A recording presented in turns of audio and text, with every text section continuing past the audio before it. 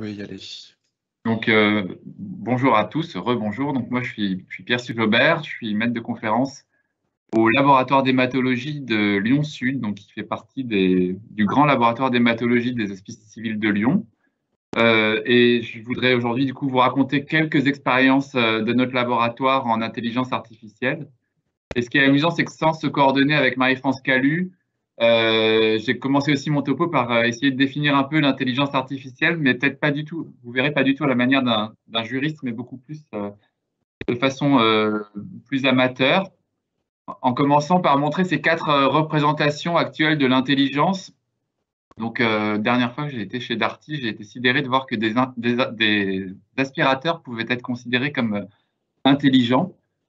C'est certainement pas ce terme-là d'intelligence qu'on entend dans l'intelligence artificielle. Un niveau au-dessus, c'est peut-être des applications qui nous permettent de rentrer chez nous plus rapidement en évitant les bouchons. Là, je pense qu'on est complètement dans les usages actuels de l'intelligence artificielle. Mais l'intelligence, c'est beaucoup d'autres choses que ça, bien sûr. C'est par exemple la magnifique créativité d'un Einstein ou de beaucoup d'autres gens, hein, mais c'est quand même un bel exemple. Quand en 1905, il révolutionne dans 4 articles toute la physique, ou l'intelligence sensible qu'on met en œuvre dans une relation de soins, et peut-être encore plus particulièrement dans une relation analytique comme représentée ici. Là, on est quand même dans les deux images du bas, dans deux sens de l'intelligence qui sont très très loin de ce que les machines peuvent faire actuellement. Alors, Wikipédia, en fait, propose cette définition qui a été élaborée par Marvin Lee Minsky de l'intelligence artificielle, qui est la construction de programmes informatiques qui s'adonnent à des tâches qui sont pour l'instant accomplies de façon plus satisfaisante par des êtres humains, car elles dépendent de processus mentaux de haut niveau, comme l'apprentissage perceptuel, l'organisation de la mémoire et le raisonnement critique. C'est une définition qui est intéressante après à confronter au réel. Et un exemple de réel, c'est ce papier publié il y a 5 ans dans PLOS ONE, où les auteurs montraient que des pigeons étaient capables de discriminer de façon tout à fait remarquable quelles étaient les images histologiques de cancer du sein versus glande mammaire normale. Ils étaient aussi capables de lire des mammographies. Et ce qui était intéressant, c'était que quand on mettait plusieurs pigeons ensemble, c'était la courbe noire. Ici, on obtenait des performances analytiques tout à fait excellentes. Alors, ce n'est pas surprenant parce que l'évolution a sélectionné des capacités visuelles très, très développées chez les oiseaux. Mais pour autant, donc, on n'est pas dans le cadre de l'intelligence artificielle selon Minsky, puisque ce n'est pas un programme informatique. Et pour finir, quand j'avais préparé ce topo, j'étais allé lire ce papier de Alan Turing, qui est le papier un petit peu fondateur du domaine de l'intelligence artificielle, où il se demande tout simplement est-ce que les machines peuvent penser, et il propose comme réponse à ça un jeu qui s'appelle le jeu de l'imitation. Et alors, bon, c'est un grand mathématicien, mais je vous recommande la lecture de cet article qui est tout à fait accessible. Il n'y a pas de maths, quasiment pas. C'est surtout de la philosophie, de la logique, et il pose dans ce texte l'essentiel des problèmes qui sont tout à fait actuels désormais. Alors, pour revenir un petit peu plus au sujet de l'hématologie biologique, une des premières choses à dire, c'est qu'on est un petit peu comme le bourgeois gentilhomme de Molière, et on fait de l'intelligence artificielle depuis assez longtemps sans même le savoir. Par exemple, la plupart des hémogrammes qu'on reçoit au laboratoire sont rendus sans intervention humaine, avec très peu d'intervention humaine, grâce à des algorithmes embarqués dans nos machines. Et en gros, quand l'hémogramme est normal, on peut quasiment valider l'analyse sans qu'un être humain ne se penche sur le dossier. Dans un autre domaine, par exemple l'analyse cytogénétique, c'est l'analyse des chromosomes, on a maintenant des outils d'intelligence artificielle qui peuvent classer vous voyez, c'est les chromosomes qui sont là, c'est extrêmement difficile à reconnaître pour un œil non aguerri, mais il existe maintenant des logiciels d'aide à la classification et à l'analyse. Alors, ça ne remplace pas du tout l'humain, mais ça apporte une aide. Pourquoi on reparle de nouveau énormément d'intelligence artificielle, et notamment dans mon domaine en hématologie, mais en médecine en général? Vous savez, il y a eu le graphe qui est là, c'est Google Ngram, ça mesure le nombre de citations d'un terme dans l'histoire, année après année, dans la littérature, dans des sources, des journaux, etc. Et là, quand on met le terme intelligence artificielle, on voit qu'il y a eu un boom dans les années 80-90, puisqu'on a appelé l'hiver de l'intelligence artificielle, c'est passé de mode. Et ce renouveau qui date d'une dizaine d'années maintenant, qui est lié en fait à l'augmentation de nos capacités de calcul, à l'augmentation de la quantité de données qu'on accumule avec nos usages d'Internet, les réseaux sociaux, etc. Et puis l'utilisation de stratégies d'intelligence artificielle un petit peu nouvelles qu'on appelle le deep learning et qui donnent notamment accès à un vrai saut qualitatif dans l'analyse de données complexes comme les images. Et donc, je vais vous raconter maintenant deux petites histoires de développement d'intelligence artificielle dans notre laboratoire. La première, je l'ai intitulée « Est-ce que l'IA peut nous aider à analyser des cellules ?» Ça a commencé en fait un samedi matin, dans la nuit, entre un vendredi et un samedi.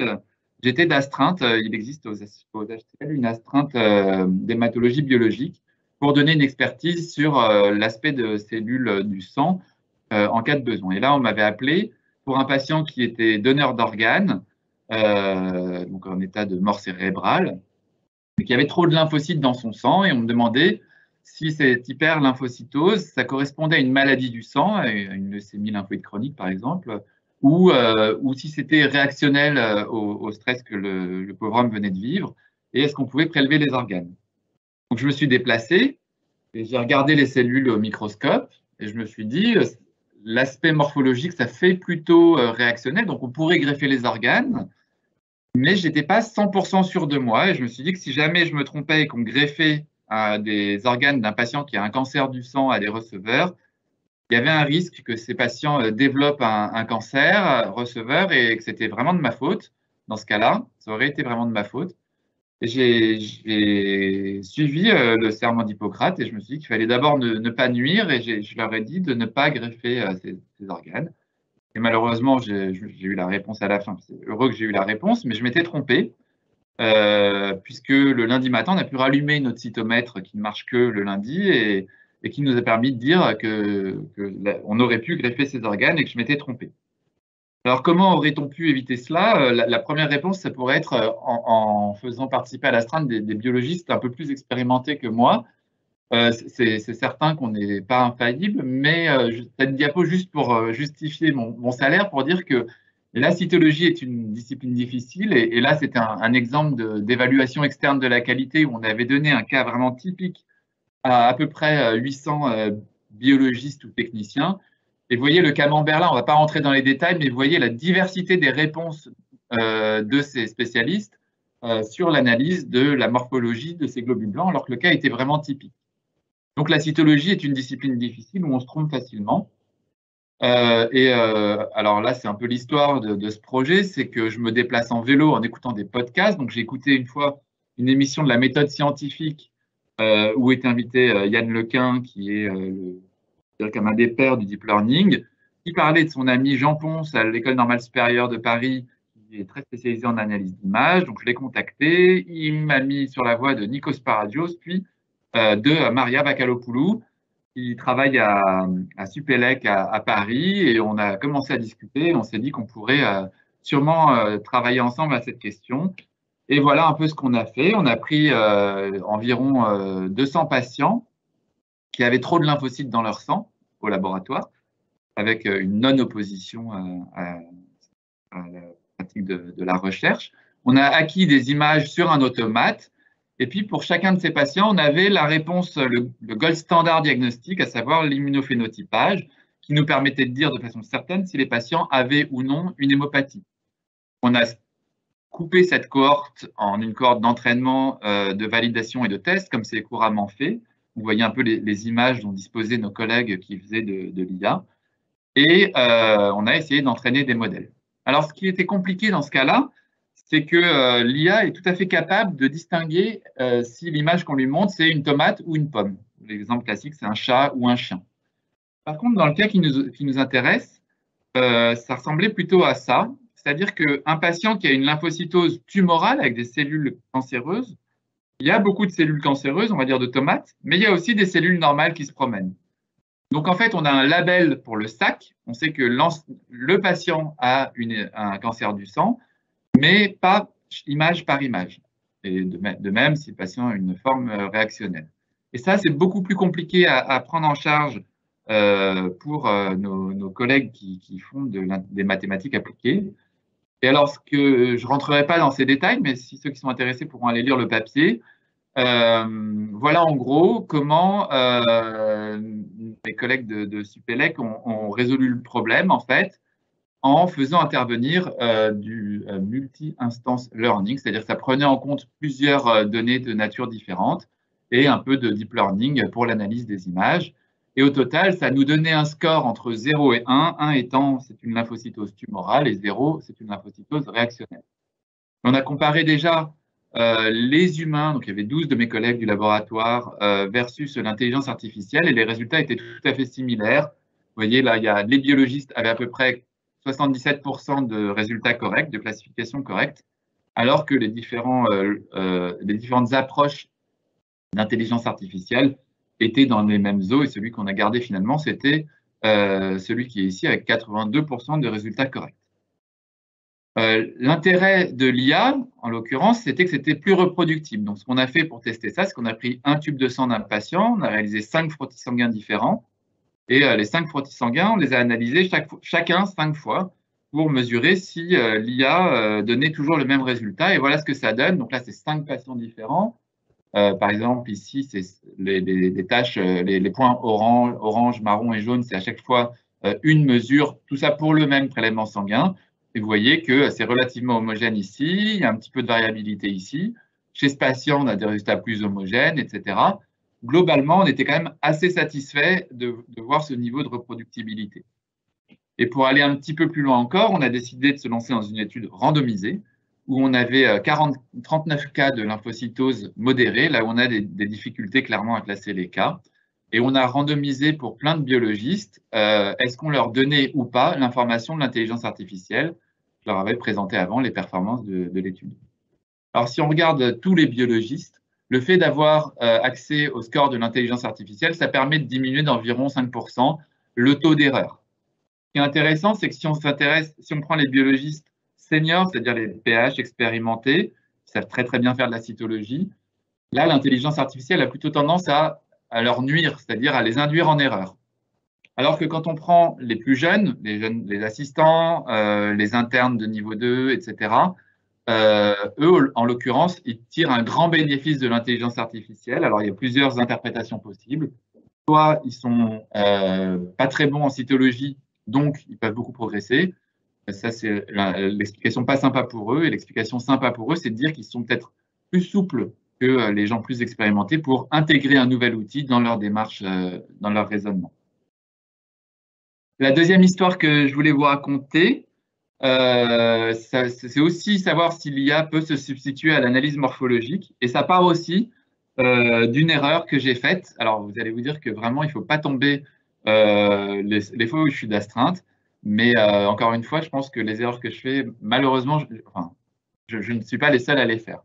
Donc là, c'est pas toujours le samedi à 4 h du matin, mais c'était une nuit où on m'a annoncé l'arrivée d'un nouveau patient avec une leucémie aiguë.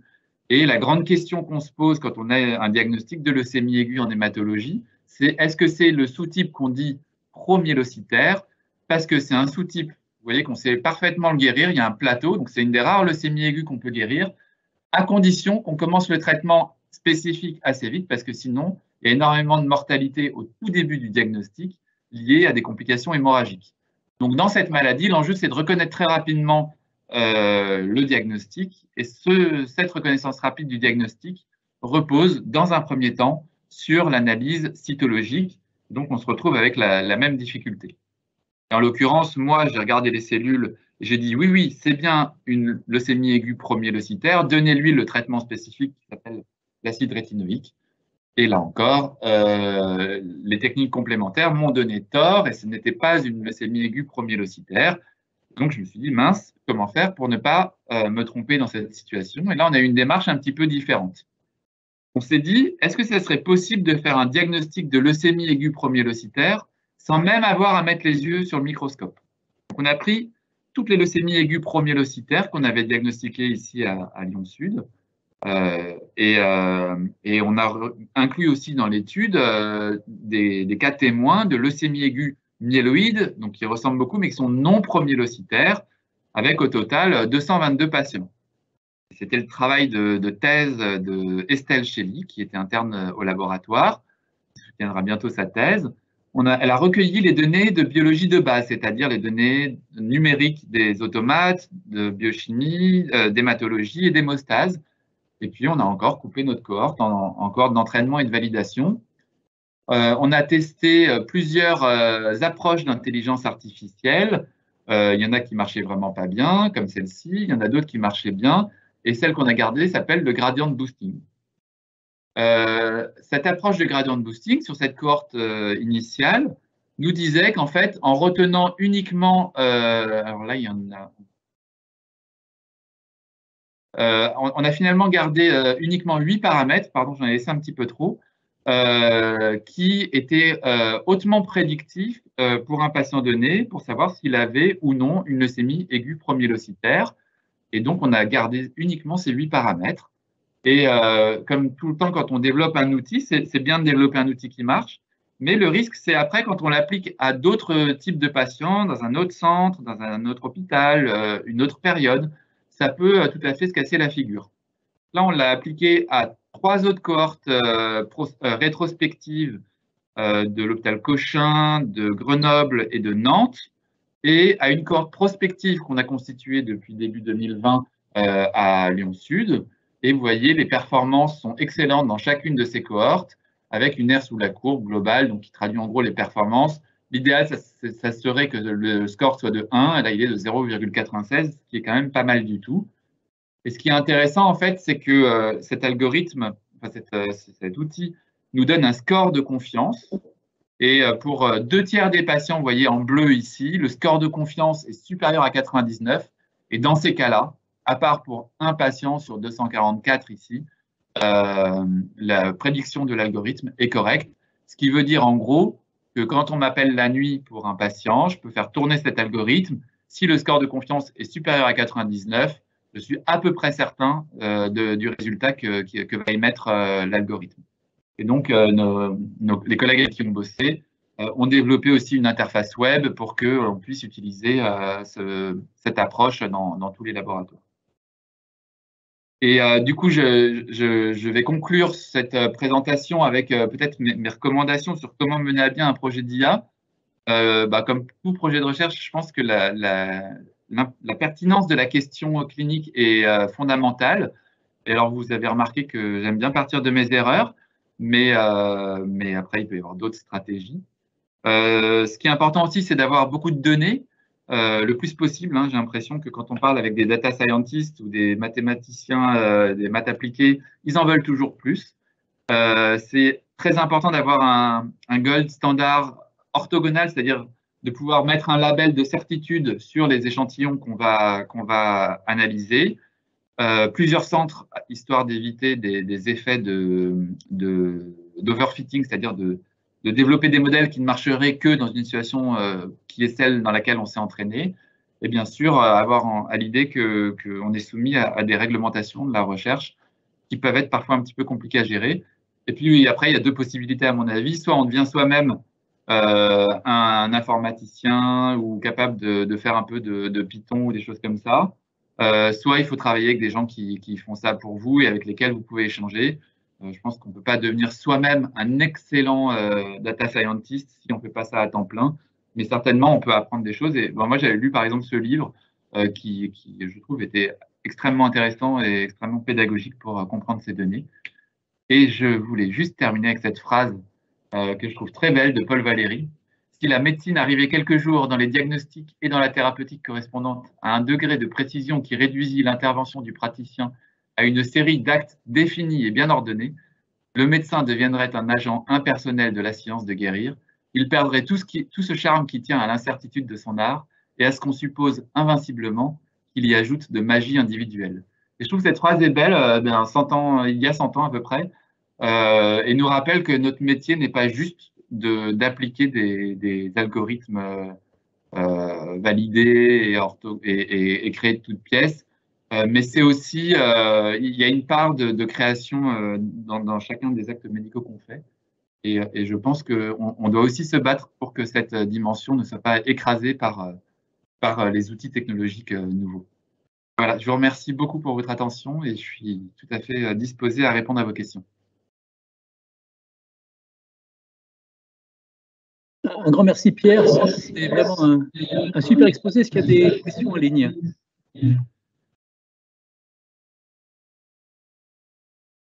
Sinon j'ai quelques questions évidemment. Il y a Madame Claire Aigelin, désolé si je le prononce mal, dans les questions publiées.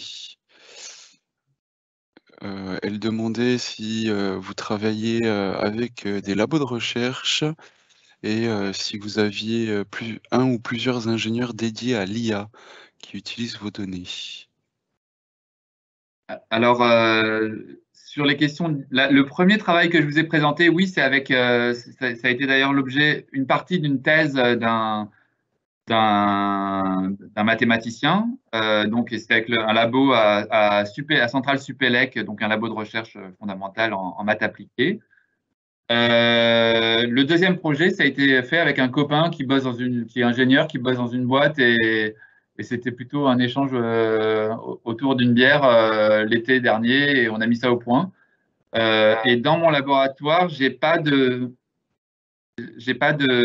d'ingénieur dédié sur les questions d'IA. Après, c'est exactement un petit peu ce qu'on essaye de mettre en place avec la CIA, hein, c'est d'essayer de croiser les expertises, d'être au courant des expertises qu'il y a aux Hospices civils de Lyon ou dans les universités avec lesquelles on travaille, parce qu'on a beaucoup de données les uns les autres et je pense qu'il faut savoir les exploiter au mieux, quoi.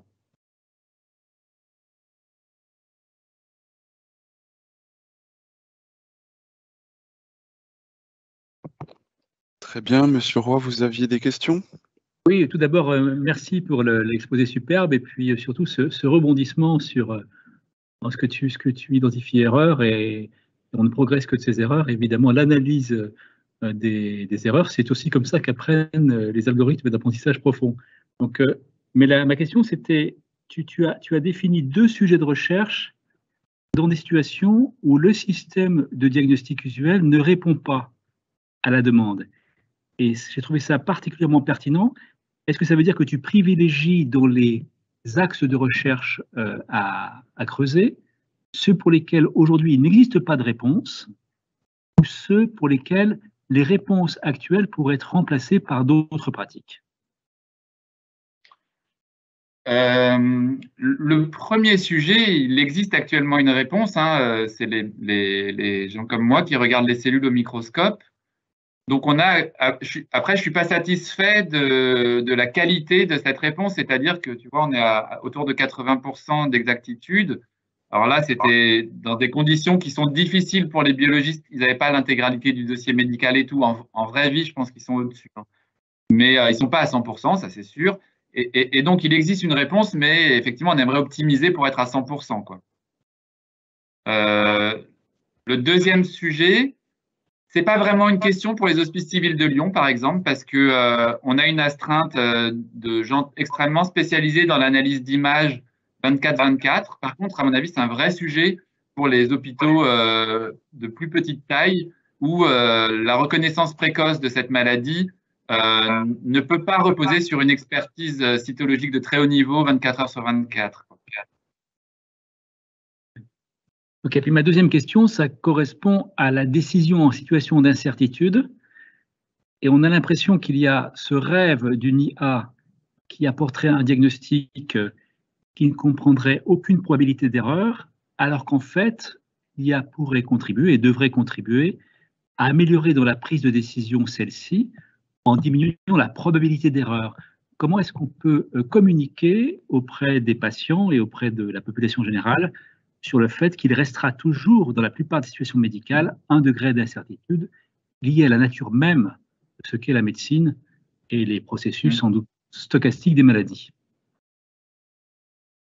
Je dirais que l'apport de l'IA, c'est aussi de quantifier cette probabilité d'erreur. Là, par exemple, dans le deuxième outil que je vous ai présenté, elle nous dit son score de confiance, quoi. Alors que pour moi, biologiste, quand je regarde des cellules au microscope, je suis incapable de donner ma probabilité d'erreur, sauf de manière extrêmement semi-quantitative, du style je suis sûr de moi, j'y mettrai ma main à couper. Ça, maintenant, je le dis plus jamais, hein, vous avez compris, sinon j'en aurais pas. Ou là, vraiment, je ne sais pas. Mais voilà. Donc, je pense que, en fait, c'est vrai que tu as raison, il faut savoir comment expliquer aux patients que notre discipline comporte une part d'erreur et qu'on travaille à la réduire et à la canaliser au maximum, mais c'est une autre attitude par rapport effectivement aux gens qu'on soigne, je pense. Merci beaucoup. Et donc du coup, sinon, il y avait une question de Alex qui vous remercie déjà pour cette conférence.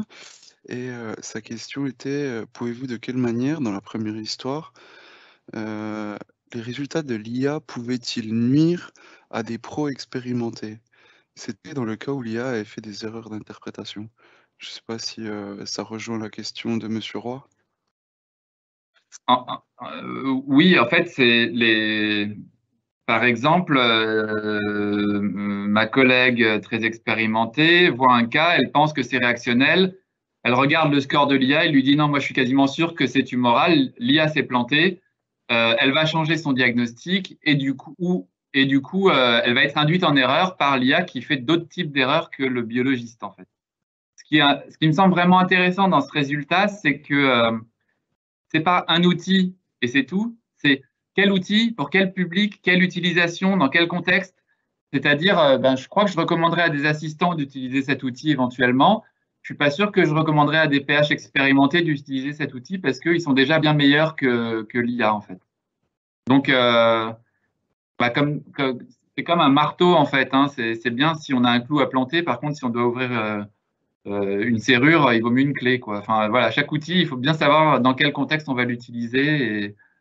Et donc, ce n'est pas une révolution. Pour autant, c'est une vraie nouvelle dimension technologique qui va être intéressante à implémenter petit à petit, mais il y a un travail colossal pour le prendre en main et l'utiliser au mieux, je pense.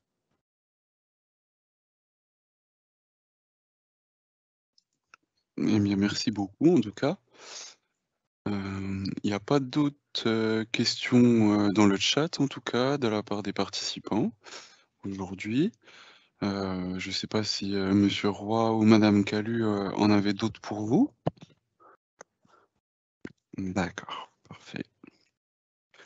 Bon, en tout cas, merci à tous pour cet événement du mardi de la CIA pour cette rentrée scolaire 2021. Merci aux deux intervenants pour vos superbes exposés très complémentaires de surcroît, qui doivent nous laisser envisager que la médecine continue et sera toujours cette association entre la relation singulière d'une part et la technicité et son évolution à gérer d'autre part. Le droit aussi, non? Le droit aussi, probablement. Le prochain mardi de la CIA, ce sera le 5 octobre. Et vous recevrez les informations par les voies habituelles, Pixel, mailing, etc. Voilà. Au revoir à tous. Au revoir à tous. Au revoir.